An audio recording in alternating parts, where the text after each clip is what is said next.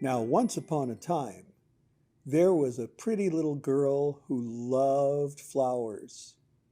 And she lived in a house with her family, and that house was just a little bit too near the woods where there was at least one wolf wandering around. And so her family told her, "Now don't go out of the yard without any of us there. We don't want you to get gobbled up by that wolf." And she said, "I won't go out, but they're pretty flowers. See? Don't go out when we're not here." "All right." Well, one day, her mother and her father were both busy, and she saw some flowers that were so pretty, and she tried to reach them from inside the fence. They were out of reach. "Well, I can open the gate and walk just along the fence and get the flowers that way." And she opened the gate and she looked back to make sure nobody was seeing her. And she walked along the fence and she reached and got one flower, but the others were still out of reach. "Well, I can walk just a little farther and be almost touching the fence." And she walked just a couple of steps and got another flower. But don't you know those beautiful flowers got more beautiful the farther she was away from the fence and the farther she was into where the woods began.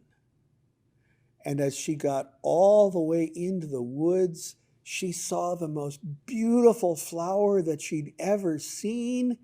And just as she reached down to pick it, she heard, "Where are you going, little girl?" And she looked up, and right in front of her was a wolf. I was just picking some flowers because they're so beautiful. See, aren't these flowers beautiful?" "Yes." "I think those would look really wonderful on my dining room table. I think you and my flowers ought to come back with me for dinner." And the little girl said, "Oh, please don't eat me. Please don't eat me. Please." "Well, can you do anything besides pick flowers?" "Well, I can sing a little bit." And the little girl began to sing her favorite song. And the wolf said, "Oh, that's pretty. If you sing to me, I might not eat you." "Okay." And the girl sang and sang. And the wolf lay down in front of her and began to close his eyes to just listen to the music. And when the wolf did that, the little girl quietly backed up one step. The wolf opened his eyes and said, "How'd you get farther away?" "Oh, you're just misremembering. I'm just standing here and singing to you so you won't eat me."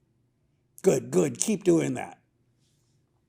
And the wolf closed his eyes again, and the little girl sang again, and she backed up one more step. And the wolf opened his eyes again and said, "I think you're trying to fool me. You better not try to fool me or I'll eat you right here." And the little girl said, "No, no, no, no, no. Here, you can come a little closer if I'm not singing loud enough for you." And the wolf crawled a little bit closer and relaxed again and began listening to the little girl. And this time, as she backed up, she started singing louder so that the wolf wouldn't notice her voice getting quieter. And she got all the way to the edge of the woods before the wolf opened his eyes again and saw the little girl backing up. "Arr! You're trying to trick me!" And he began to run toward the little girl. And the little girl ran back toward the fence and toward the gate in that fence and opened the gate and got inside and slammed the gate right in the wolf's face, bonking him right in the nose. Arr!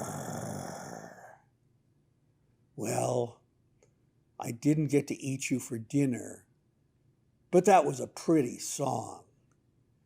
Maybe I'll let you sing again for me sometime."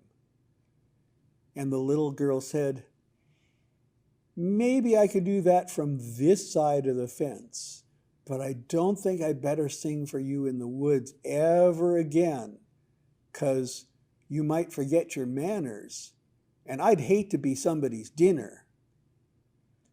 And the wolf thought, "That's fair enough." But he came back, and the little girl sang for the wolf again, and they almost became friends, except for the fact that he was still thinking of her as dinner sometime. And that's the story of the little girl and the wolf.